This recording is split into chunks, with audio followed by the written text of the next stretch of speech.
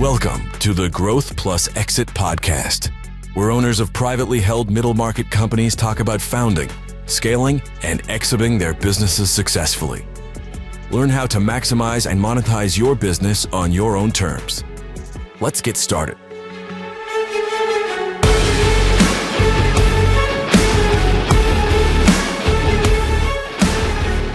I'm Tom Carney, co-host of the Growth Plus Exit podcast, where middle market CEOs and owners talk about founding, scaling, and sometimes exiting their businesses. This episode of the podcast is brought to you by Newport LLC, a team of founders and seasoned C-suite executives who help CEOs of privately held companies build more valuable businesses and exit them on their own terms. You can learn more about us at newportllc.com. Today, I'm excited to be talking with Tom Carney. Tom is the CEO of Royal Basket Trucks, which he transitioned to just recently. Previously, for 27 years, he was the president of Royal Basket Trucks. And we're going to talk to him about his journey leading that business. So welcome, Tom. It's a thrill to have you here today. Thank you, Susan. So let's start, Tom, talking a little bit about you professionally. First, tell us about your professional background, and is there a common theme or a common thread that runs through the course of your career? Well, I guess the most important thing would be curiosity. You want to learn something, first you wonder about it, then you just go figure it out. Mm-hmm. I went to undergraduate at Wayne State College in Wayne, Nebraska. Mm-hmm. It's a school usually for business and teachers. Started off being Wayne Teachers College, I guess. So I taught school for 4 years before entering law school at Creighton University in Omaha.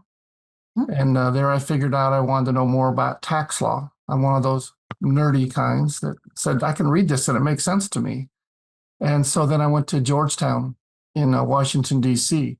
and attended Georgetown Law Center and I got my master's in tax law there. So got to rub elbows with some people on the tax committee because Georgetown Law Center is just a couple blocks away from the U.S. Capitol. So it's kind of an interesting place. So how did you end up transitioning from tax law to operating executive? Isn't that a great question? Well, as part of my work experience, when I was in Washington, D.C., I joined an accounting firm. At that point, one of the big eights, Touche. It's now Deloitte Touche. And I worked in their tax area. And they didn't differentiate between, research professionals, because my majors in undergrad were in accounting, or not in accounting, I'm sorry. Mm-hmm. They were in math and PE, which qualified me to work for a big eight accounting firm, of course. So I was in like all the other people that were entry level, doing tax returns and talking to clients and preparing tax returns and just doing what we're supposed to do. But this was in the early 80s. And about that time, PCs were starting to be developed. Mm-hmm. And I had a knack for Lotus 1-2-3. Most people now use Excel, but I was using Lotus 1-2-3, and I was able to use it to do a lot of things, including modeling business transactions and business acquisitions.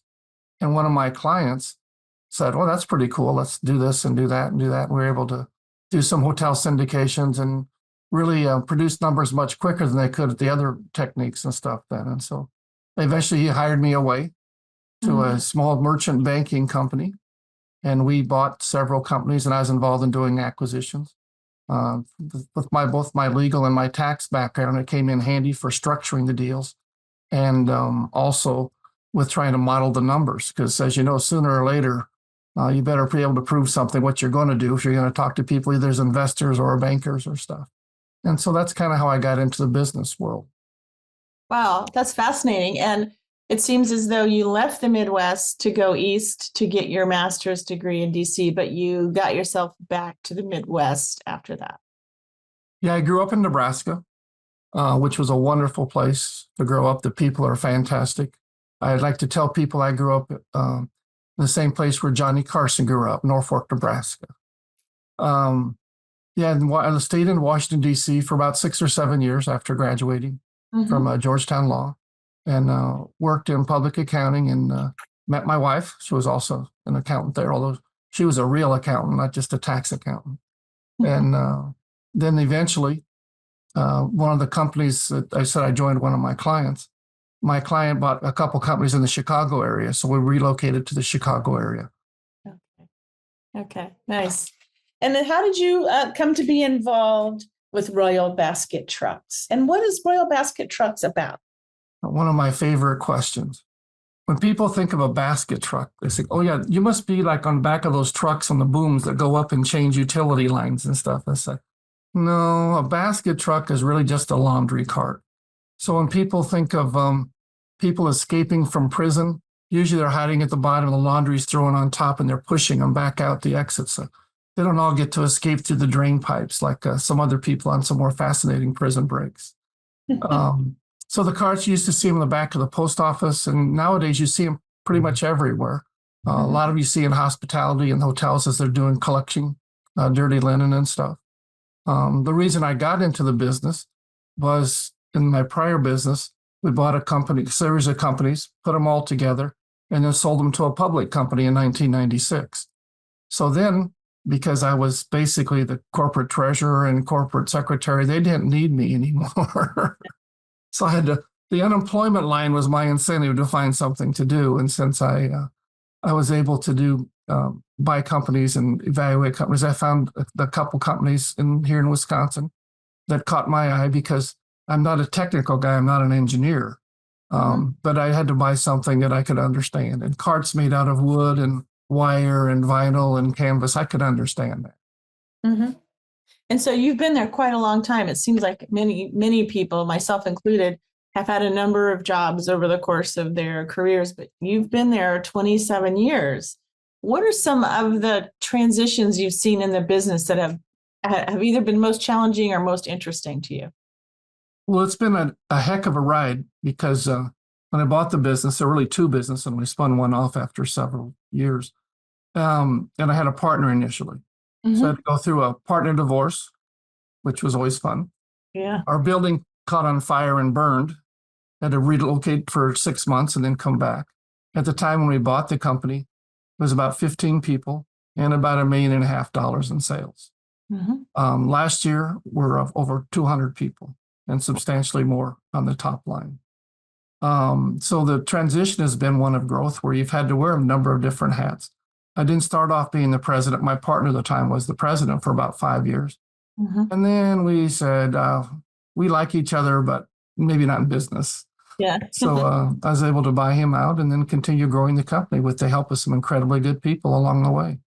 You know, you end up with good salespeople and just good luck and paying attention to details and doing some things that I think were a little bit, we really focused on lean manufacturing before it was all the hot topics and stuff. And our big deal is we'd make our product quickly so that a lot of times our competitors, if you order a product, they take like 30 days. We wanted to do it in 5 business days.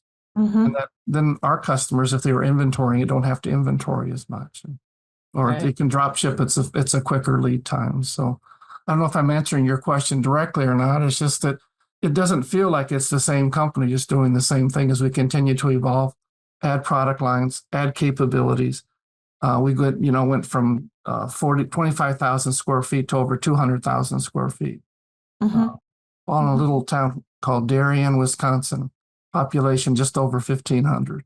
Wow, just over 1,500. And so are a lot of your employees from Darien? Are you one of the bigger employees in the town? We're probably number 3 or so. There's a couple of companies bigger than us, but it's been a great little community for us. We draw from about 30 miles away. Deloitte, Wisconsin, Janesville, Wisconsin, which is around 80,000 people. Whitewater, Wisconsin, which is a college town, isn't too far. And we're pretty close to beautiful Lake Geneva, which is where all the rich people in Chicago have their summer homes. Okay. So that's a very interesting crowd. You're in Wisconsin. What are all these Illinois license plates doing here? Right. I can't say much about that because I lived in Illinois for 20 plus years. So, so you probably know some of that crowd if my knowledge of the Midwest is any indication. It's interesting you say that it feels like a different company. I was reading in a book the other day and they were talking about philosophically, if you have a boat and over time you repair the boat and you keep ripping off planks and adding new planks, at some point the entire boat is new. Is it the same boat or is it a completely different boat?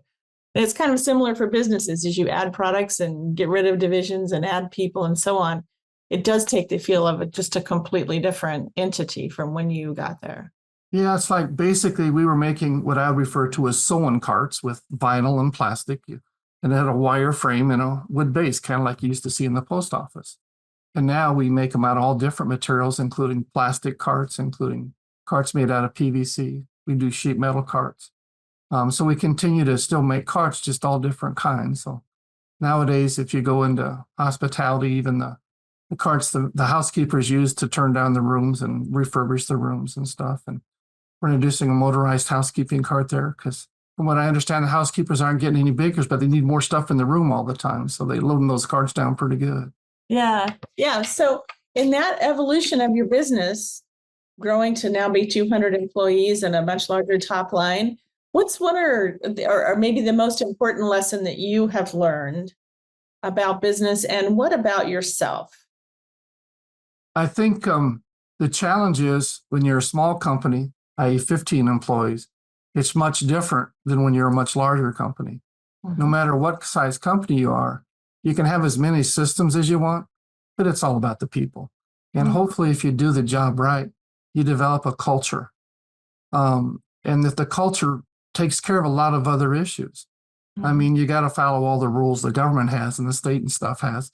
But at the same time, there's all the intangible things that you look at. And if you really can hire people that follow our core values, and our core values are integrity, respectful, hardworking, quality focused, and committed to change. And if our people can do that on a regular basis, it's amazing what you can accomplish. I really appreciate you having committed to change in your values, particularly because at the time you've been at that business, the pace of change has accelerated. And if you don't have a culture and people who are okay with that, that can cause problems. And a lot of companies I see are not equipped to take care of change, really. Well, the people part is always the hardest. Mm-hmm. They always say business is easy, people are hard. But I've been very blessed with having some really good people. Mm-hmm. And again, sometimes your company does outgrow certain people's skills. So what you want to do is make sure you still have a place for people that as you grow, they may not be doing the same job, but they're making a contribution. And if we can continue to do that, we end up with a great situation. Yeah, it sounds like you've been very, very successful in that regard. One thing that private company owners are frequently challenged by as they grow from 15 to 200 employees, for example, as the leader is letting go and letting other folks operate the business. I'm wondering what your experience was in that regard and what your secret sauce was to you learning how to let go and you getting your employees to grab up. Well, that's a great question because I'm not all that good at letting go. Oh, I should be interviewing them? No, I don't know. It's very important to me to know every employee's name and to usually walk around and say good morning to them and see what's going on in their world. And even though it doesn't sound like much, being there it's important to me because I learn about what's going on in their world, and it does affect. We are a family, whether it's official or not. We are, part of each other. People spend a great deal of their time here at work. So making sure the work environment's comfortable for people is important. And trying to make sure that as I do promote myself out of certain jobs, as I did last December when I became the CEO and I brought in a president to kind of take over, my thought being I wanted to try and really focus on growing the company externally. We've done a great job of growing the company internally by introducing new products through our distribution system. But now it might be time to look externally and see if maybe there's some acquisitions or things we can focus on. Because I have like a 5-year time horizon I'm looking at now. I don't have family members who are ready to step up and take over the business, although my son thinks he is. But is when you do that, you try and bring in the right people, and you're not always successful.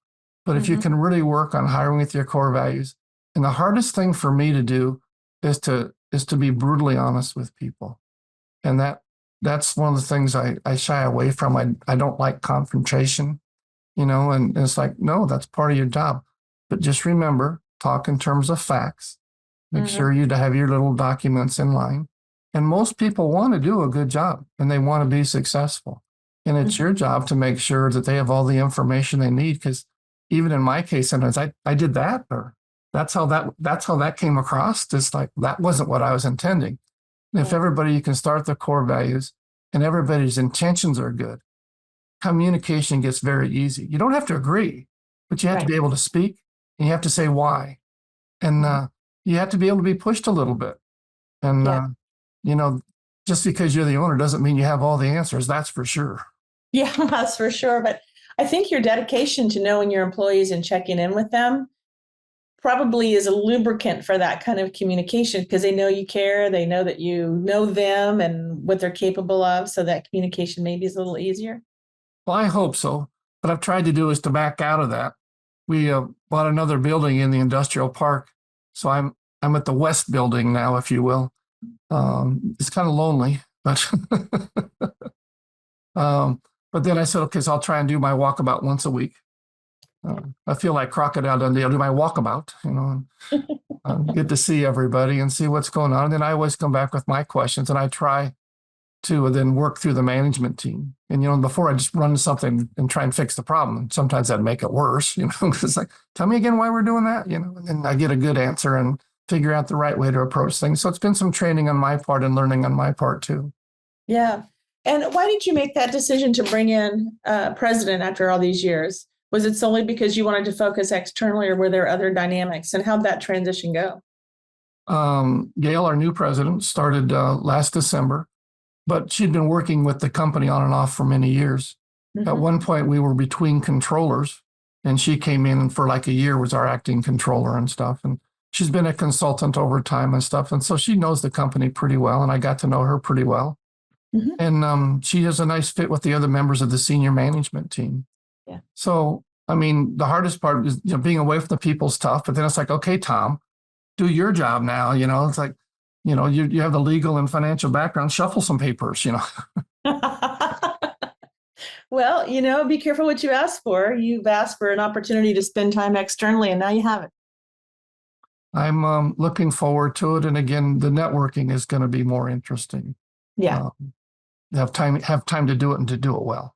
Yeah, that's great. I'm lucky enough, and one of the things I would share is that no matter what level you are in your company, it is important to network with your peers, not just internally, but externally. A number of us got together here in Wisconsin and have a CEO group we do once a month to get together with different businesses of a wide variety of people. But it's great because everybody's got a different perspective on things. Right. And sometimes you're saying, you did what? You're still doing that? It's like, it's only been 5 years. Don't I get a little more? They try and hold you accountable, it's because there aren't very many people that can really hold you accountable, but you should open up and listen to the people that are trying to help you do that. Yeah, I suspect in that group, as you've been together longer, people get, easier and happier to be really honest with you about things. Oh, we talk about some pretty in-depth things, and if it ever leaves the room, man, you'll be ostracized the rest of your life. So there you go. So what are some of the moments you're most proud of in the time that you have been Royal Basket Trucks? Oh, one of the things that's very interesting, we decided to get in the rotational molding business so that we could make plastic carts in addition to our sewing carts. Well, we were there before because we bought the tooling and people on the outside to do the rotational molding for us. We just said, we're going to start doing our own. Right when COVID hit. Oh. So we bought the equipment. We bought 4 machines at once, which is a little bit unusual by itself. And COVID hit. And so the machines arrived, but they can't send their people out to do the installation. So we hooked up our cameras, and my team of my operating officer and our maintenance guys, we got together. They told us remotely what we were supposed to do. So we installed those 4 machines without any help from the factory on site. So that's pretty proud being able to do that. And just when you see your team step up and do things that even they didn't think they could do, it's pretty cool. Although we think we can do quite a bit. Yeah, that's great. Maybe turn to some personal things about you now. Okay. Perfect. So you mentioned that you were born and raised in Nebraska. Tell me what that was like being raised in a small town, Nebraska. Well, I didn't say small town because we were the seventh largest city in the state at 13,601 people, according to the 1960 census. Okay. And we were like the largest town for about 100 miles. So Thursday nights when all the other local towns would come in and do their shopping and stuff. But it was a wonderful place to grow up. I'm one of 8 kids. You could ride your bikes all around town. The local YMCA was our focus of attention. We were all members of a swim team growing up and stuff. So all athletic and doing stuff. And I had cousins were there in the same town. And so you had the family. And then, I grew up, went to Catholic grade school, but we didn't have to pay tuition. There was enough money through just the parish raising that the kids could be educated without extra money being contributed. That was a pretty special time and a pretty special place. That's pretty unique for sure. Yeah. What did your parents do when you were growing up? Well, like I said, I was one of 8 kids. So my mother was a stay-at-home mom for quite a while. Yeah. My father had a couple of different sales jobs, but eventually he ended up selling feed to farmers, actually working for a local company called Norco that produced the grains and stuff and sold feed to farmers for their cattle and other livestock. And my mother, once the children were all in school and stuff, she started selling real estate and was very successful working for Century 21 and became the #1 salesperson in town. So it was pretty nice place to grow up. Yeah. So she was a bit entrepreneurial then, wasn't she? Yep. But of course, you have to be if you're going to get 8 kids out the door every day, right? You have to be. It's amazing how she accomplished that. I'd like to think that because it's older ones, because I was #2 of the 8, we always helped a lot. It's like, not really. She just was amazing. Yeah. So what lessons did you take away from that upbringing that show up in you when you get to the office? I think that the thing both, because growing up in that environment and then seeing people go away and be successful doing other things, you don't have to stay in the same environment. You don't have to do the same things. And so I think that just naturally you kind of become an entrepreneur. And I was always able to ask as many questions as I want, not always favorably received by other people, especially my mother when she's trying to raise 6 other younger kids. And I come home at lunchtime and try and quiz her on what I learned at school that day. She goes, you just wore me out. So school's a half a block, like a block away. And so it's kind of neat. You could come home even during a half-hour break. Yeah. Yeah. That's great. Thanks for that. Did you want to be in business as a child? Did you have a lemonade stand or did you want to be an astronaut? What did you want to be when you grew up? Well, in 4th grade, you have to draw a picture of what you're going to be. Oh. And I do a very poor picture of a fireman with the fire hose fighting fire. So that's, I guess, what I thought I wanted to be early on. I settled on wanting to become a teacher as I grew up. And in college, with my double major in math and PE, I was able to teach math and then coach sports all year round. And so that's a very good experience. But I knew that, I signed my first contract for $7,850 a year. A year. Oh. Yeah, it wasn't going to be my lifelong profession at that rate. But it was a small town. I could do lots of things. But I decided that's not what I wanted to do. And that's why I chose to go to law school to figure out what was next. And in law, you can choose a whole variety of things. I just decided I didn't really want to do criminal law. In hindsight, maybe I should have, Yeah. But I was drawn to business law, and then the tax law was just appealing to me. I can't tell you exactly why, and then trying to figure out how to do structures and deals and estate planning were fun for me. Yeah. Those are also very impactful for businesses and individuals, those particular disciplines, right? Well, I think so, because if you can structure your company correctly, when I was growing up in the business world, most things people wanted to do pass-through entities. So you have one level of tax and stuff. So structuring it that way was very important.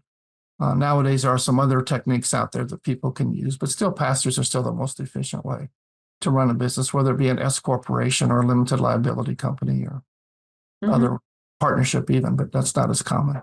Yeah. Yeah. So Tom, I know that presidents and CEOs of businesses are busy. They have their own families to raise. They're involved in their community. They have a lot to do at the office. And so I'm wondering if you've developed any daily rituals that help you stay focused, stay organized, have been material in contributing to your success. Like I said, I've been lucky in hiring a lot of good people. Um, and then part of it is trying not to let things sit on your desk. If Okay. I'm failing miserably at that right at the moment, if you could have if the camera panned down, you would see it's terrible, but I'm not going to do that. Mhm. But in general, if you can, I think don't freeze, make a decision, move on. If you need to adjust, and don't be bound by what's happened in the past. You got to always be forward looking and trying to see the next issue as it comes up and deal with it. Mhm. Don't just put it aside. Yeah. Yeah. I'm not very good at that, particularly as it comes to my inbox. I'm sorry to say. Are there any books or articles you've read, people you've heard speak over the past few years that you have found inspirational or that have changed the way you think about being a successful leader? um, Early on, I read a book called The Goal. That was about a small manufacturing company and how this guy had to turn it around or be fired and stuff. And that inspired me to look more and more about lean manufacturing and identifying bottlenecks in the manufacturing workplace. By Elliot Goulbright, I think is his name. And they developed the whole thing. And then the other book that I read early on was The 7 Habits of Highly Effective People. I Mm-hmm. go back and read that from time to time by Stephen Covey, of course. Recently, there's all kinds of different help aids and stuff that are out there. The most impactful one in the last 10 years has been the book Traction. Mm-hmm. And Traction is what we adopted at our company as a method of operating. It's called the EOS system. Yep. Might have to edit that one out. So we try and do our best to walk through and use the EOS system. And that's what kind of helped me force the structure in place to truly be the entrepreneur. I was sitting in both seats, both the entrepreneur and the implementer. And I decided it was very important to try and get the vision things going as you get larger. You really can't do both.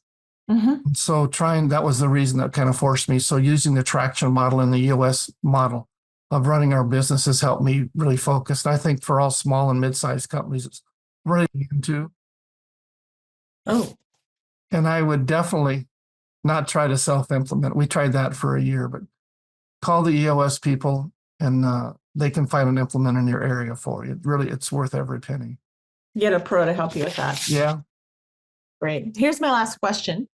And that is, what's your best advice for your peers, other CEOs in the middle market? Love what you do. If you don't love it, change something. You're in control a lot more than you realize. Right. For good or worse, right? You're in control. You have the power. Well, if something isn't right, you're the one's got to fix it. Let me put it that way. That's right. That's right. Hold yourself accountable. Sometimes it's not easy. You got to look in the mirror and say, I screwed up that decision, didn't I? Or why didn't I ask that question sooner?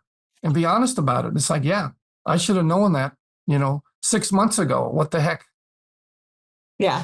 Accountability is a whole topic. We could spend a whole interview just on that, right? I mean, it's a difficult one for many owners. Sounds like one that you've been able to sort out successfully. Well, not till recently. I'm the owner. You can do whatever you want. No, there's the banker, there's the lawyers, there's the tax guys. You think there's your customers. Obviously, without your customers, you have nothing, and without your people, you have nothing. So it's a whole mix of team that you have to put together and point all in the same direction. And like I said, and have fun doing it. I mean, who would have thought basket trucks could be exciting? Yeah. You did. You got into it. I didn't know at first, but I grew into it. Well, you've been there for quite a long time and you've been very successful. So you must get great enjoyment and intellectual stimulation from it at the same time. Absolutely. That's great. That's great. Well, this is the Growth Plus Exit podcast. And I've been talking with Tom Carney, who's the CEO of Royal Basket Trucks in the wild Midwest of our country. Tom, any last thoughts before we part? No, I didn't know quite what to think when you asked me to do a podcast. I didn't know if I was supposed to do it with myself. I was supposed to bring other people or what, but this has been a very interesting experience. I want to thank you for the opportunity. Yeah, well, it's been great to have you. And I'll be watching you and your company and your success. And I really appreciate you being here. Folks, you can learn more about Tom and about Royal Basket Trucks if you go to royal-basket.com and see what they're up to and where they're headed. One final comment.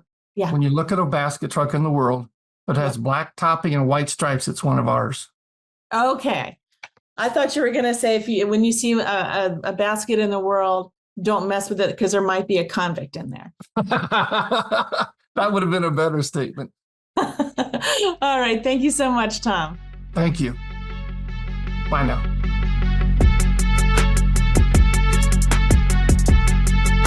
Thank you for listening to the Growth Plus Exit podcast, sponsored by Newport, a unique national business advisory firm. If you enjoy this show, be sure to share, like, and subscribe for future episodes.